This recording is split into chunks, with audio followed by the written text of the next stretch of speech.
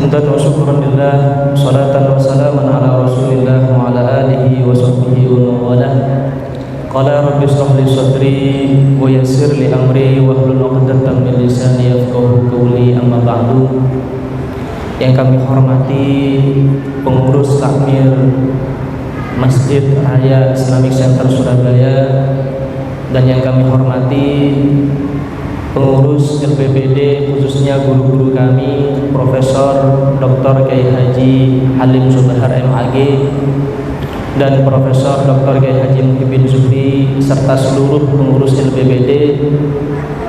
Yang kami hormati hadirin hadirat jamaah Masjid Raya Islamic Center Surabaya, hafidhakumullahu jami'an. Mudah-mudahan seluruhnya panjenengan semuanya dijaga oleh Allah Subhanahu wa taala.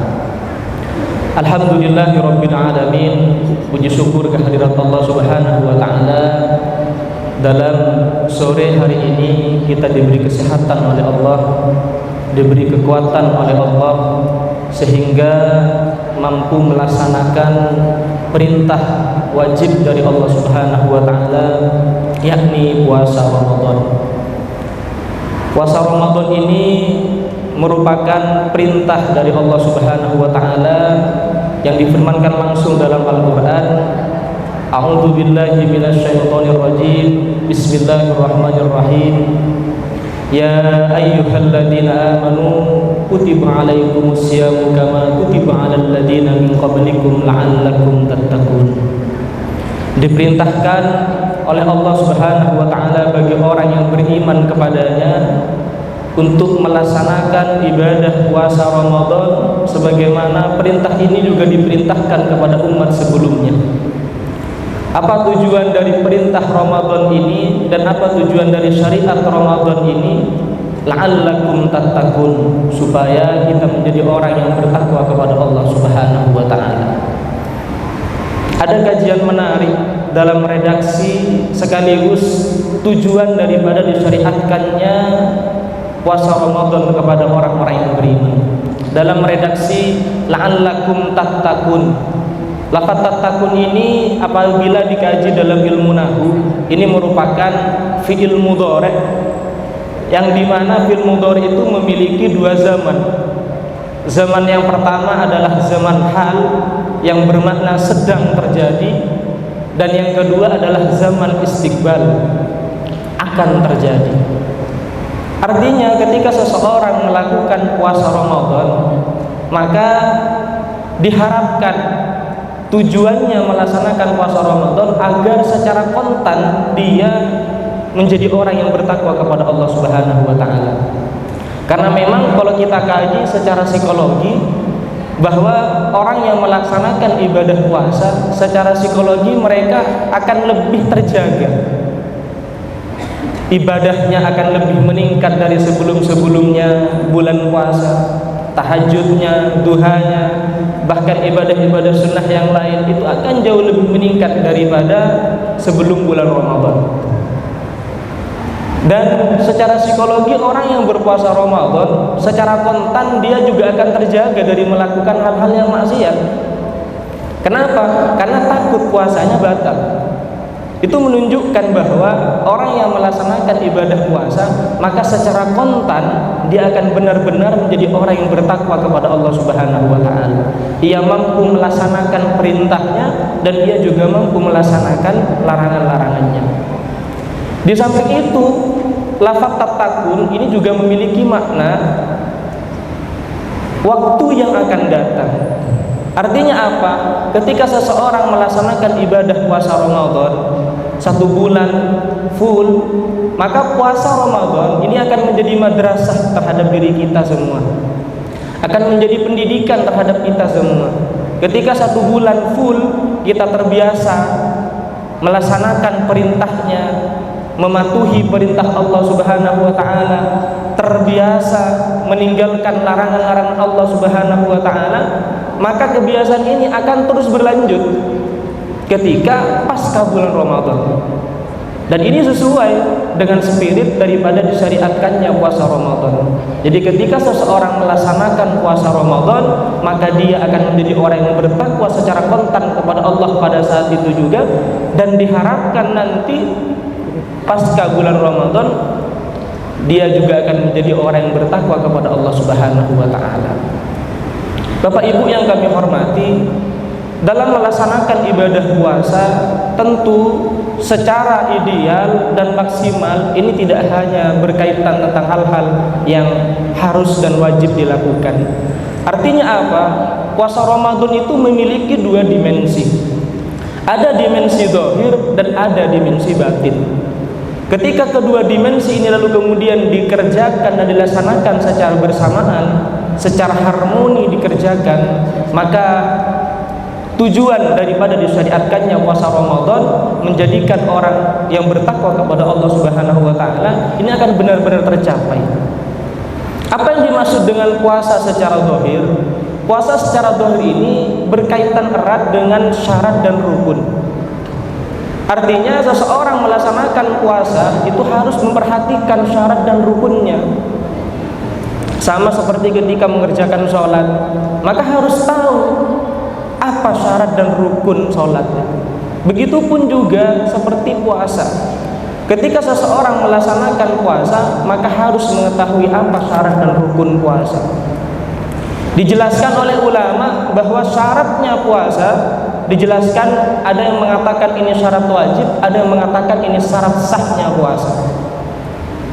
Syaratnya ada 4. Yang pertama adalah Islam. Jadi orang yang beragama Islam maka wajib hukumnya untuk melaksanakan ibadah puasa dan sah hukumnya melaksanakan ibadah puasa. Jadi bagi mereka yang tidak beragama Islam maka tidak ada kewajiban baginya untuk melaksanakan puasa, dan kalau memaksakan melaksanakan puasa maka puasanya tidak sah. Syarat yang kedua adalah baligh. Orang yang melaksanakan ibadah puasa ini harus baligh. Jadi ketika dia tidak baligh maka tidak ada kewajiban baginya untuk melaksanakan ibadah puasa. Lalu kemudian apakah sah kalau seandainya tidak baligh mengerjakan puasa? Sah. Sebagaimana anak-anak kita yang kita didik mulai sejak dini untuk melaksanakan ibadah puasa. Ini sunnah hukumnya. Karena tujuannya dalam rangkali tarbiyah, membiasakan anak didik kita walaupun sebenarnya tidak wajib baginya melaksanakan ibadah puasa, agar ketika dewasa nanti terbiasa melaksanakan ibadah puasa, maka kita didik mulai dini untuk bisa melaksanakan ibadah puasa. Walaupun sebenarnya ibadah puasa baginya itu tidak wajib. Kemudian yang ketiga adalah berakal. Syarat orang berpuasa itu harus berakal. Bagi mereka yang tidak berakal, maka tidak ada kewajiban baginya untuk tidak berpuasa. Tidak ada kewajiban baginya untuk berpuasa. Seperti orang yang gila, itu tidak wajib baginya untuk berpuasa. Puasa ini hanya diwajibkan bagi mereka yang berakal. Kemudian syarat yang terakhir adalah mampu untuk melaksanakan ibadah puasa. Dalam kitab Bajuri dijelaskan apa yang dimaksud dengan mampu melaksanakan ibadah puasa. Ada klasifikasi dijelaskan dalam kitab tersebut. Mampu yang dimaksudkan di sini adalah mampu secara hissi dan mampu secara syar'i. Apa makna mampu secara hissi? Artinya secara fisik orang tersebut memiliki kemampuan untuk melaksanakan ibadah puasa. Ketika secara fisik orang tersebut mampu melaksanakan ibadah puasa, seperti dia tidak tua renta, seperti dia tidak sakit, seperti dia tidak hamil atau tidak menyusui, maka wajib baginya untuk melaksanakan ibadah puasa. Kemudian mampu yang kedua adalah mampu secara syar'i. Ini khusus bagi seorang perempuan. Jadi bagi orang yang tidak mampu secara syar'i, seperti orang yang haid, seperti orang yang nifas, maka tidak ada kewajiban baginya untuk melaksanakan ibadah puasa. Bahkan kalau seandainya ia memaksakan untuk melaksanakan ibadah puasa dalam keadaan haid, dalam keadaan nifas, maka puasa yang dilaksanakan itu tidak sah. Masih berkaitan dengan ibadah puasa secara zahir, selain kita memperhatikan syaratnya, kita juga harus memperhatikan rukunnya. Rukun ini penting untuk dilakukan. Bahkan kalau kita menganalogikan dalam ibadah sholat, kalau salah satu rukun dari sholat itu tidak dikerjakan, maka sholatnya tidak sah. puasa pun juga demikian. Ketika seseorang melaksanakan ibadah puasa namun rukunnya tidak dikerjakan, maka puasanya tidak sah. Rukun puasa itu ada dua. Yang pertama adalah niat. Niat ini menjadi rukun dalam puasa. Kapan niat ini diucapkan? Niat diucapkan itu di malam hari. Kenapa harus di malam hari? Karena puasa Ramadan termasuk puasa fardu. Puasa fardu niatnya itu harus tabyid. Tabyid itu maknanya harus diucapkan di malam hari. Kapan waktu malam? Waktu malam itu mulai terbenamnya matahari sampai terbitnya fajar. Monggo bisa dimanfaatkan dari waktu durasi antara terbenamnya matahari sampai terbitnya fajar. Jadi kalau niat ini tidak diucapkan di malam hari, maka tidak sah puasa yang dilakukan. Makanya Imam Syafi'i mengatakan bahwa niat puasa Ramadan itu harus diucapkan setiap malam dan diucapkan di malam hari. Sehingga kalau seandainya ada seseorang berpuasa tapi di malam hari dia tidak berniat, menurut Imam Syafi'i puasanya tidak sah. Makanya lalu kemudian Imam Malik mengatakan bahwa boleh membaca niat di malam pertama bulan Ramadan dengan niat 1 bulan full puasa Ramadan. Tapi ini kesempatannya hanya bisa dilakukan di malam hari pertama bulan Ramadan. Makanya lalu kemudian sebagian ulama mengatakan bahwa boleh disunahkan membaca 1 bulan full niat di awal bulan Ramadan, di samping juga setiap malamnya membaca niat. Dalam rangka apa puasa Ramadan dengan niat full di awal bulan Ramadan? Dikhawatirkan di hari-hari berikutnya, di hari tanggal 1, 2 dan seterusnya lupa untuk mengucapkan niat, maka sudah terwakili oleh niat yang diucapkan di awal bulan Ramadan dengan niat 1 bulan full puasa. Makanya ini penting untuk sama-sama diperhatikan oleh kita bahwa niat dalam puasa Ramadan itu harus diucapkan setiap malam dan diucapkan setiap hari. Itu rukun dan harus dilakukan. Kemudian rukun yang kedua adalah menjaga diri dari hal-hal yang membatalkan puasa. Al-imsak an-mufattirat. Muttafaq alaih, kesepakatan ulama yang membatalkan puasa itu yang pertama makan, kemudian yang kedua minum, dan yang ketiga adalah berhubungan badan suami istri. Walaupun ada batal-batalnya puasa, namun yang lain dari yang tiga ini masih diperselisihkan di kalangan ulama. Tapi yang muttafaq alaih, batal-batalnya puasa itu ada 3: makan, minum, dan senggama atau hubungan badan.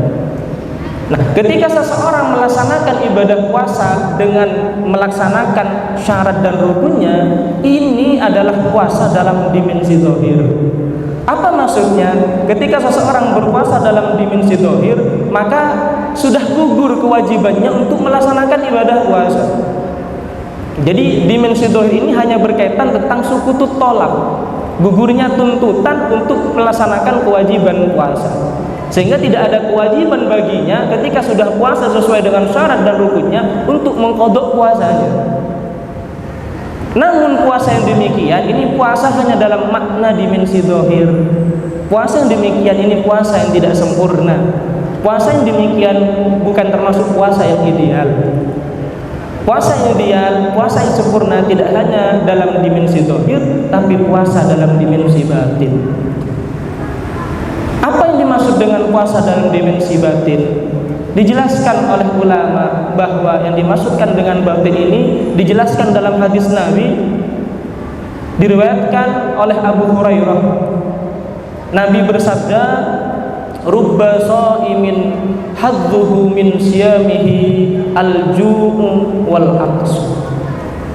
Banyak orang yang berpuasa, bagian dari puasanya hanya lapar dan dahaga. Kenapa bisa hanya puasanya lapar dan dahaga? Artinya dibalik dari puasanya itu tidak bernilai apa-apa. Dijelaskan dalam hadis lain oleh Rasulullah SAW. Man lam yada' qaulaz zur Man lam yada' qaula zur wal amala bih laisa lahu lillahi hajatun min ayyada'a ta'amahu wa syarabahu. Barang siapa yang tidak meninggalkan qaula zur. Qaula zur itu termasuk perkataan yang keji. Seperti apa? Seperti berbohong, kadzib, seperti ghibah, seperti namimah, kemudian sumpah palsu, berbohong. Ini termasuk qaula zur. Atau tidak berkata demikian tapi berbuat demikian, mengadu domba, menghibah. Maka bagaimana katanya Rasulullah SAW, laisa lillahi hajatun fi ayyada'a ta'amahu wa syarabahu. Maka tidak ada kepentingan bagi Allah Subhanahu wa taala di dalam membalas puasa yang dilakukan dalam meninggalkan makan dan minumnya. Sehingga tidak ada thawab dan tidak ada al-ajr, tidak ada al-thawab dan tidak ada al-ajr. Bahkan dalam hadis lain dijelaskan oleh Rasulullah SAW, ini juga disebutkan dalam kitab Ihya Ulumuddin, bahwa khamsun yuftirna lis-shaimi. Ada 5 perkara yang membatalkan bagi orang yang berpuasa. Sebagian ulama memberikan tafsir yang dimaksud dengan yuftirna di sini adalah yuhbitna. Yuhbitna itu maknanya menghapus. Makanya dalam kitab Takriratus Sadidah bahwa batal-batalnya puasa, mubtilatis shaumi, itu terbagi menjadi 2 bagian. Yang pertama, membatalkan puasa sekaligus membatalkan pahalanya puasa. Maka wajib baginya untuk mengqadha puasanya. Nah, itu disebut dengan al-muftirat, hal-hal yang membatalkan puasa. Ada hal-hal yang membatalkan puasa itu disebut dengan al-muhbitat, al-muhbitat. Al-muhbitat itu puasanya sah dilakukan tapi pahalanya yang Allah hapus. Namun tidak ada kewajiban baginya untuk mengqadha puasanya. Kenapa bisa demikian? Karena dia tidak melaksanakan ibadah puasa secara batin, sehingga puasa yang dilakukan hanya dalam dimensi zahir, tidak melaksanakan puasa dalam dimensi batin. Makanya penting dalam kesempatan sore hari ini, mari kita lakukan introspeksi diri. Apakah puasa yang kita lakukan sudah dalam bentuk dimensi zahir sekaligus dalam dimensi batin, atau hanya sekedar dimensi zahir saja? Maka jangan salahkan kalau seandainya pasca Ramadan ternyata tidak ada dampak yang positif terhadap tindakan yang kita lakukan ba'da atau pasca bulan Ramadan. Padahal disyariatkannya puasa Ramadan agar menjadi orang yang bertakwa kepada Allah Subhanahu wa taala. Kok bisa pasca Ramadan kita tidak bisa bertakwa kepada Allah Subhanahu wa taala? Bisa jadi dalam puasa yang kita laksanakan itu hanya puasa dalam dimensi zahir, tapi tidak dalam puasa dimensi batin.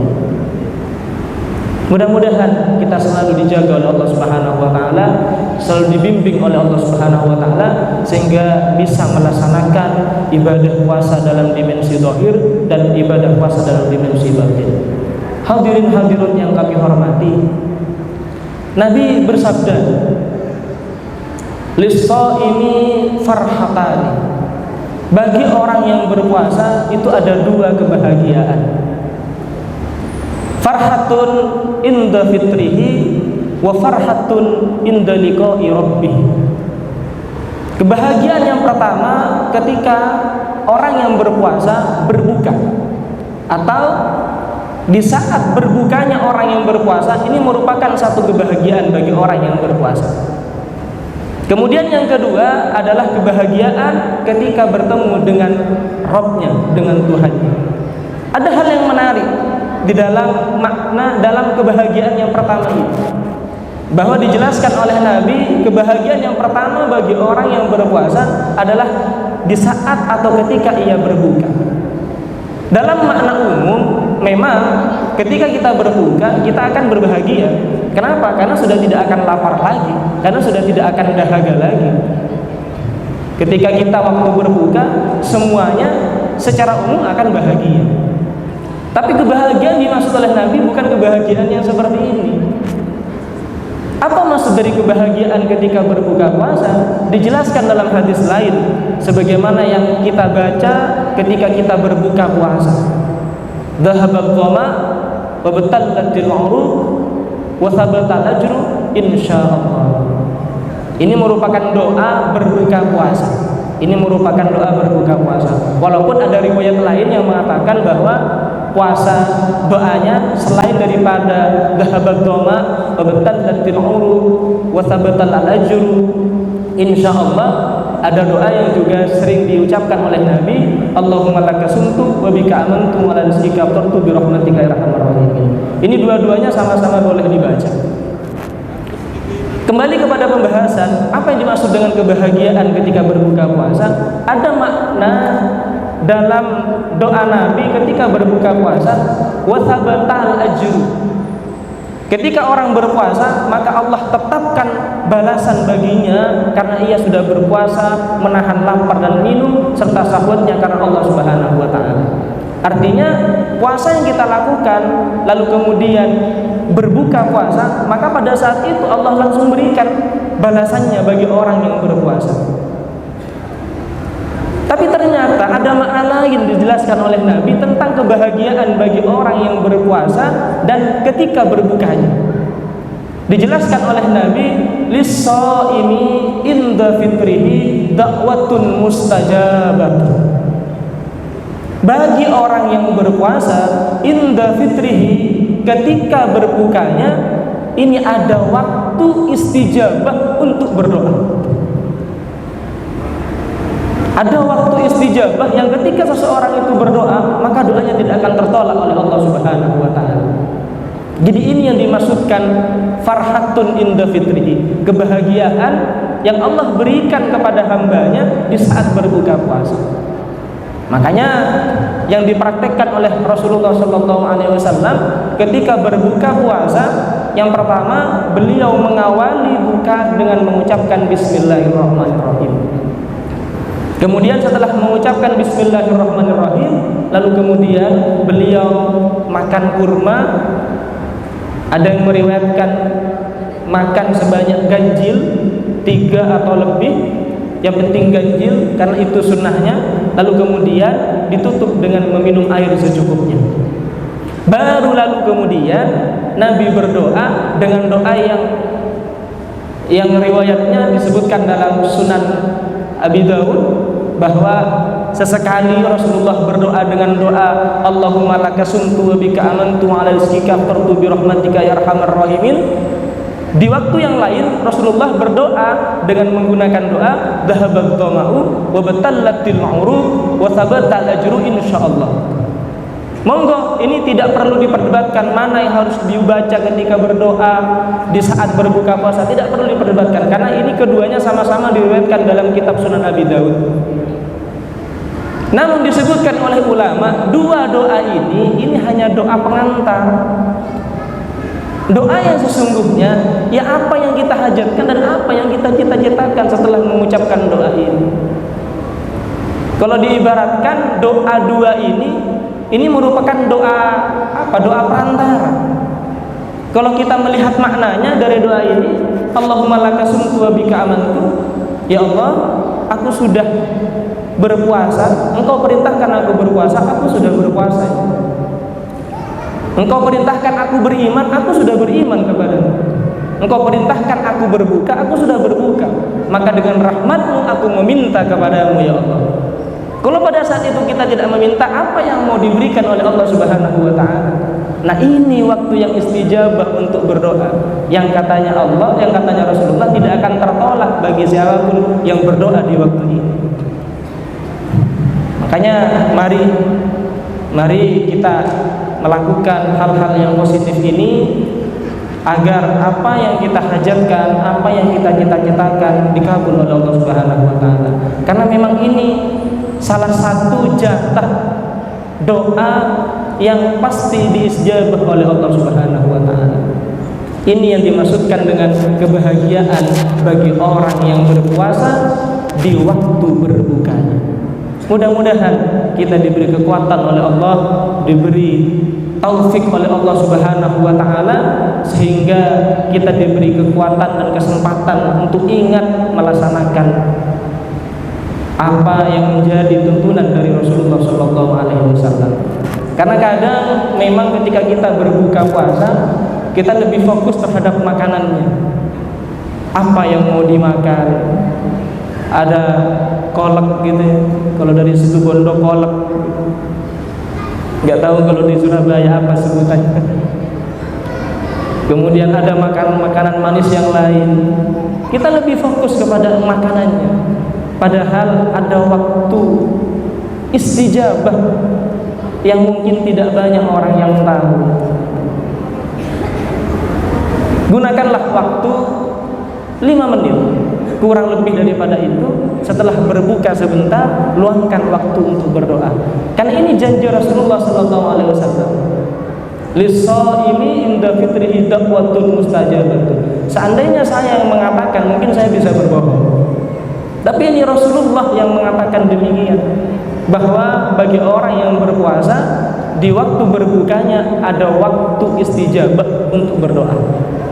Jadi mungkin ada hajat-hajat panjenengan semuanya yang masih belum terkabulkan oleh Allah Subhanahu wa taala, ada waktu 30 hari untuk memanjatkan doa apa yang menjadi hajat kita semua di waktu istijabah ini. Mudah-mudahan kita selalu diberi kesempatan dan diberi kekuatan oleh Allah Subhanahu wa taala. Mungkin ini yang bisa kami sampaikan, mudah-mudahan bermanfaat. Ihdinas siratal mustaqim, wallahul muwaffiq ila aqwamit thoriq. Wassalamualaikum warahmatullahi wabarakatuh.